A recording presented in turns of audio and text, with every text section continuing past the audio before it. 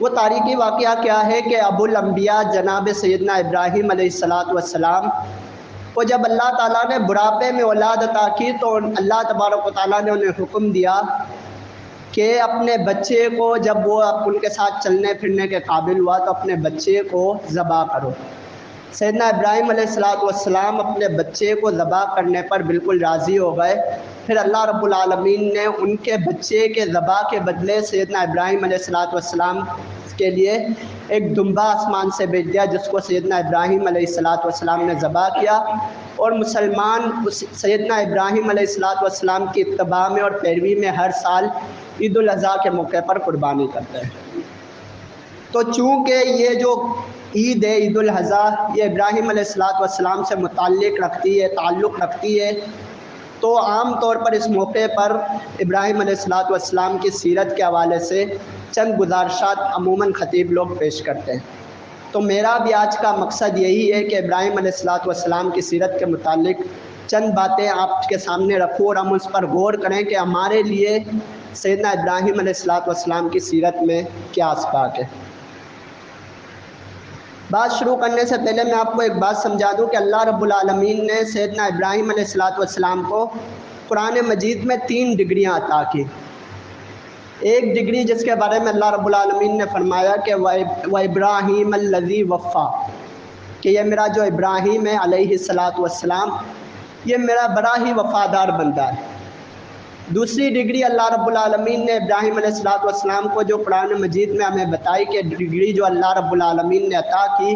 وہ یہ ہے کہ وَاتَّخَذَ اللَّهُ إِبْرَاهِيمَ خَلِيلًا،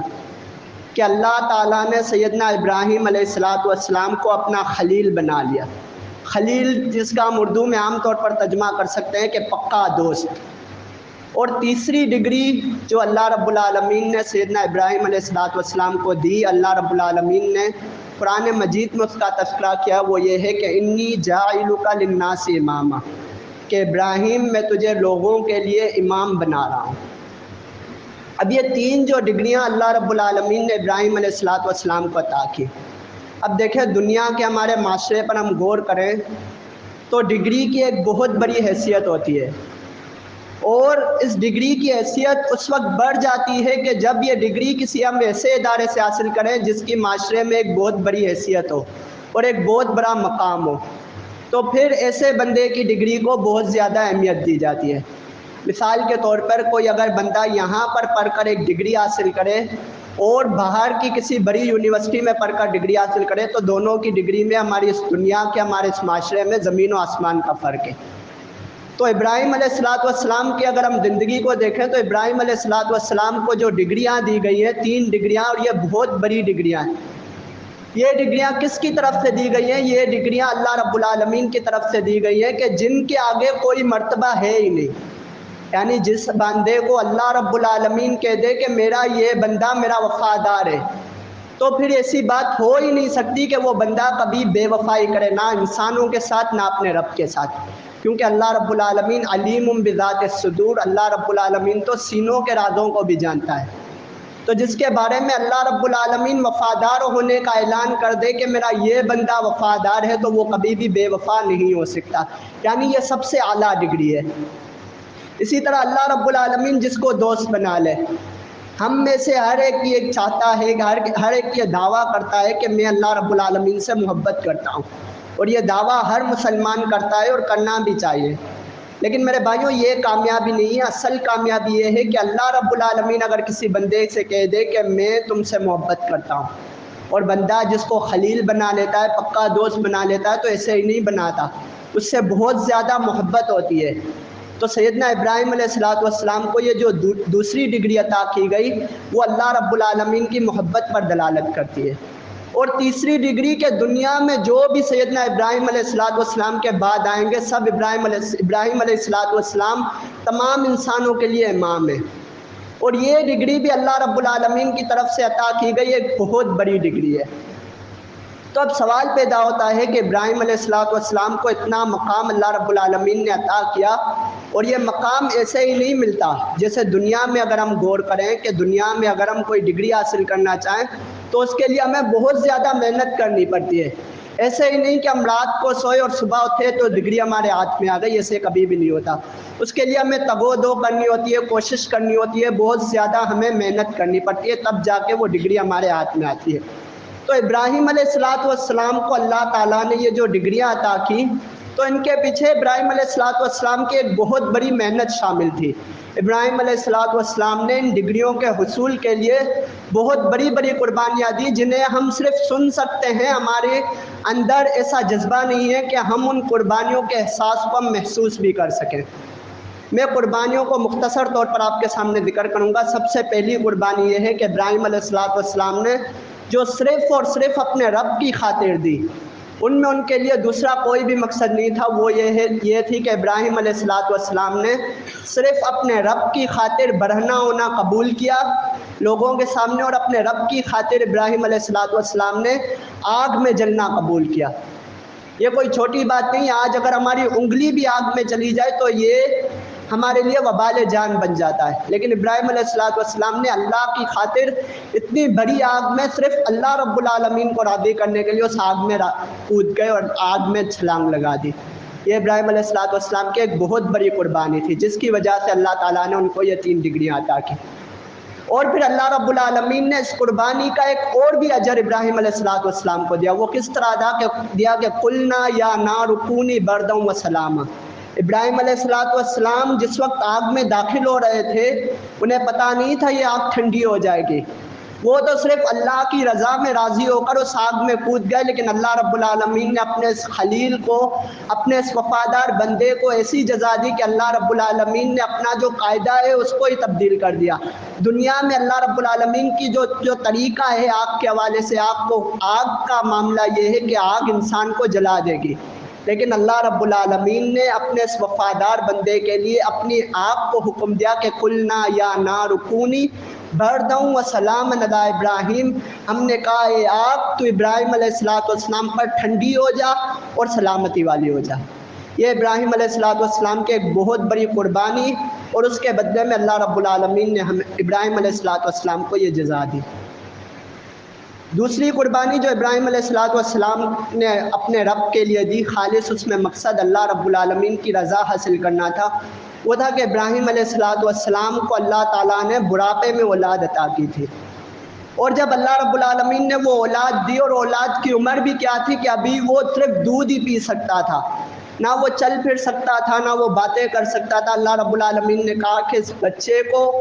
جو کہ بڑی ہی مدتوں کے بعد ملا تھا، بڑی ہی دعاؤں کے بعد ملا تھا، بڑی ہی محنتوں کے بعد، اور بڑی ہی بہت بڑی خواہش تھی ابراہیم علیہ السلام کہ اللہ رب العالمین مجھے کوئی اولاد عطا کرے۔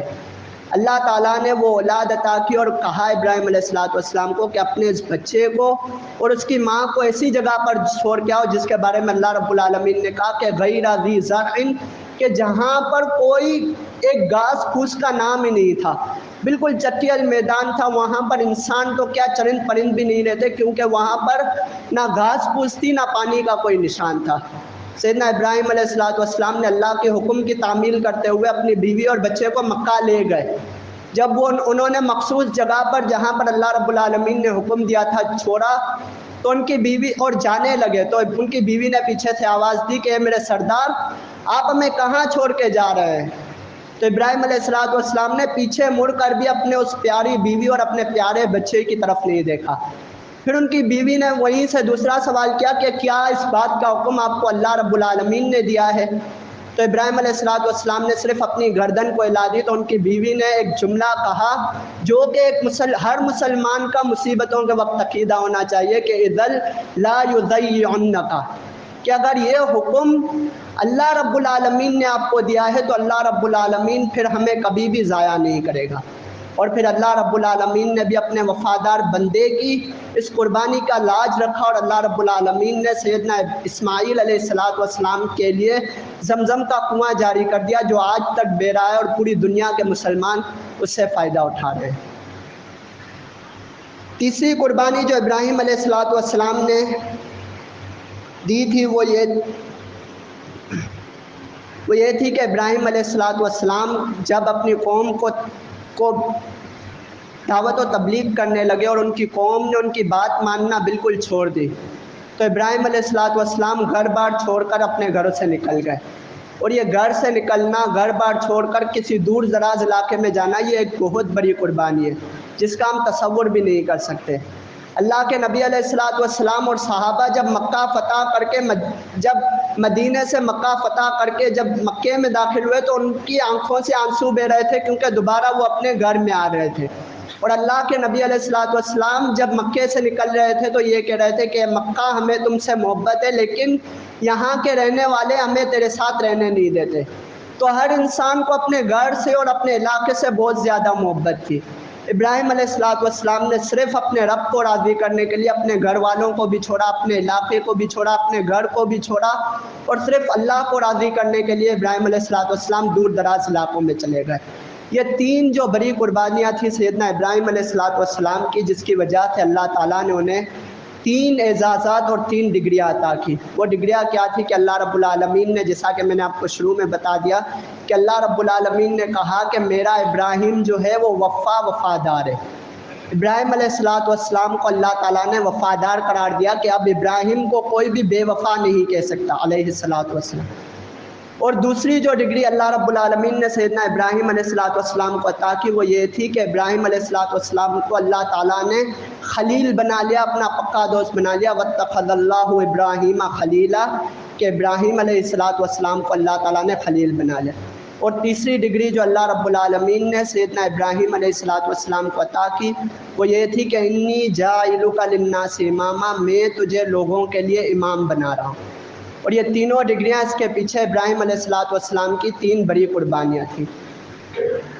اب آتے ہیں کہ اس سیرت ابراہیم میں ہمارے لیے کیا اسباق ہیں۔ تو دیکھیں، سب سے پہلا سبق جو سیرت ابراہیم سے ہمیں ملتا ہے وہ ہے کہ اللہ کے ہر حکم کے آگے ہمیں سر تسلیم خم کر دینا چاہیے،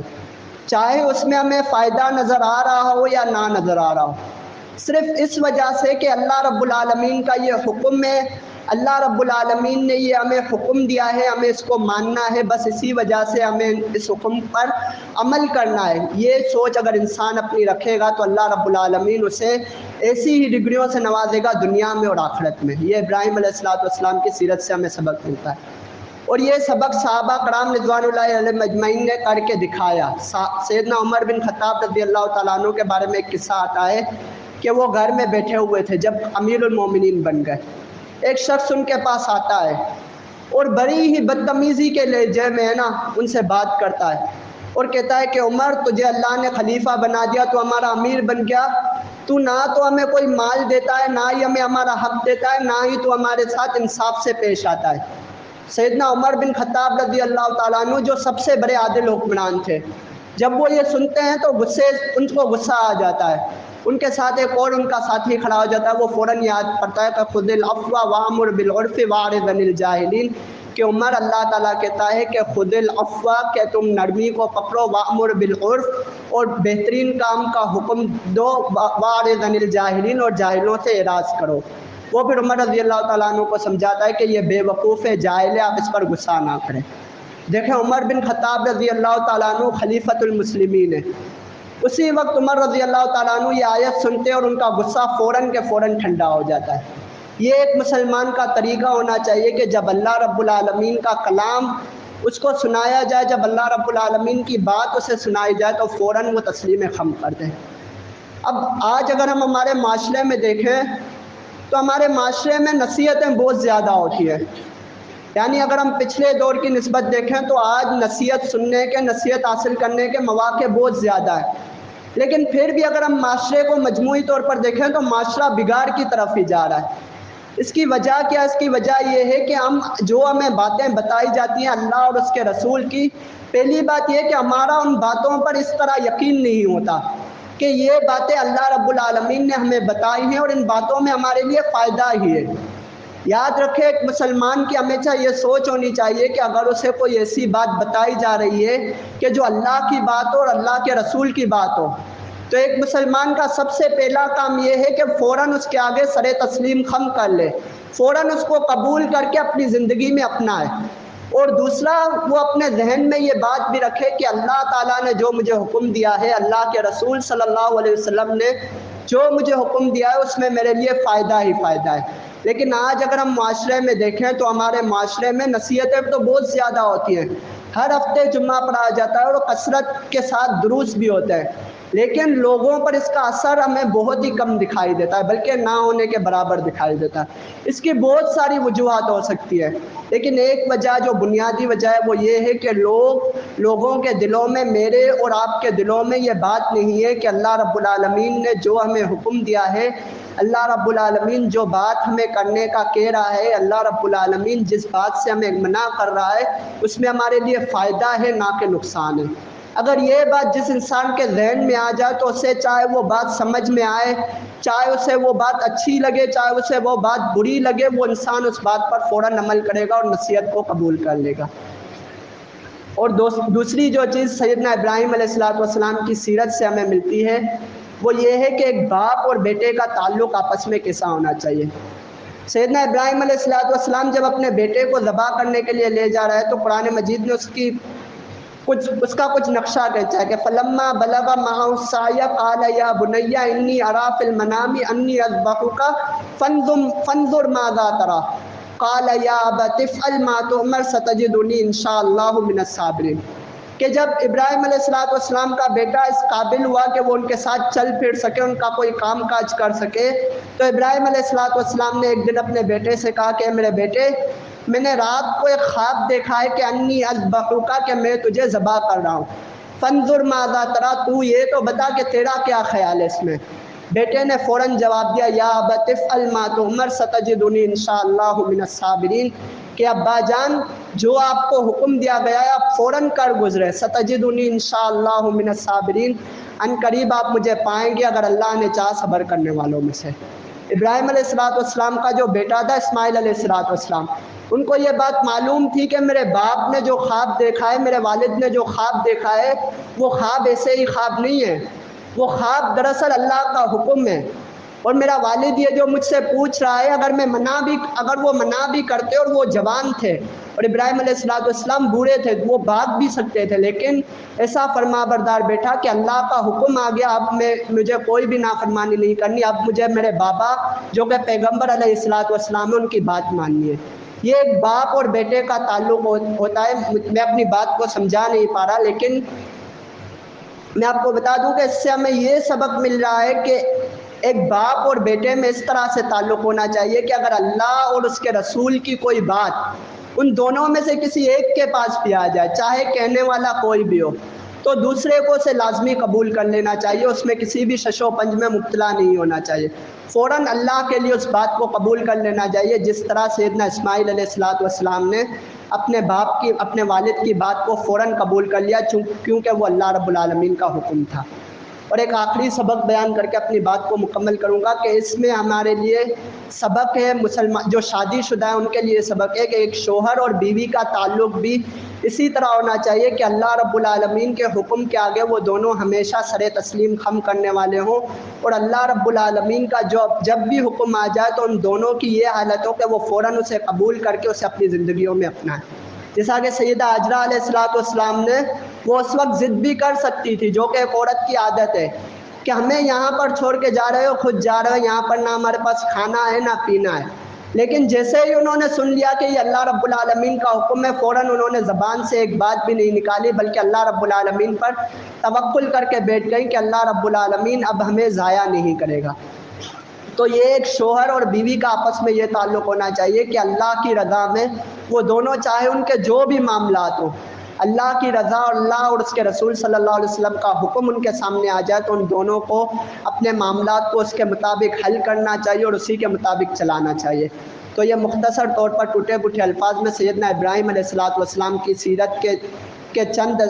جھلکیاں اور ان میں سے حاصل ہونے والے اسباق آپ کے سامنے رکھے۔ اللہ رب العالمین سے دعا ہے کہ اللہ رب العالمین اس میں جو بھی غلطی ہوئی اس سے درگزر فرمائے، اور اللہ رب العالمین اس پر ہمیں عمل کرنے کی توفیق عطا فرمائے۔ اقول قولی ھذا واستغفر اللہ لی ولکم وآخر دعوانا ان الحمد للہ رب العالمین۔